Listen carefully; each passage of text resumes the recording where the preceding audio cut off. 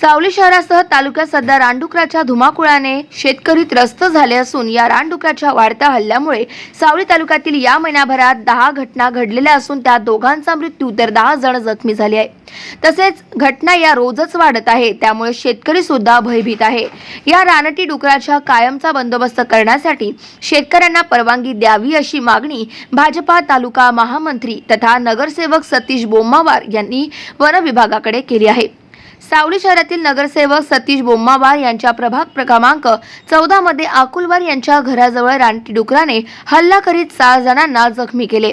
तसेच याच भागातील रस्त्यावरून येणाऱ्या शाळकरी 3 मुलीवर हल्ला करून जखमी केले आणि पंचायत समिती समोर शेतकरी आनंदराव चौधरी या शेतकऱ्याला ठार केलं। एकाच दिवशी 3 घटनांमध्ये 1 ठार आणि 7 गंभीरपणे जखमी झाल्याने खळबळ माजली। त्यामुळे सावली शहरात सर्वत्र भीतीचे वातावरण पसरले। या रानटी डुकरांचा बंदोबस्त करा अशी मागणी करीत जखमींना त्वरित मदत करा अशी मागणी करीत नगरसेवक सतीश बोम्मावार यांनी वनमंत्री नामदार सुधीरभाऊ मुनगंटीवार यांना माहिती दिली।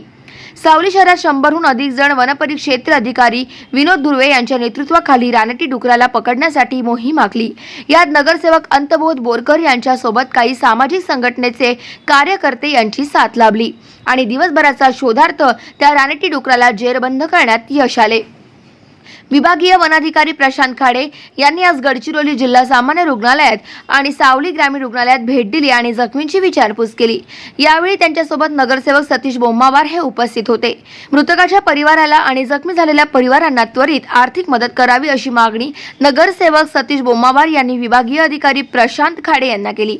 तर लवकरात लवकर कागदपत्रे जमा करावी, त्वरित मदत देण्याचे कारवाई करू असे आश्वासन यावेळी खाडे यांनी दिले। गावमाजा न्यूज करिता प्रवीण झोळे, सावली, चंद्रपूर।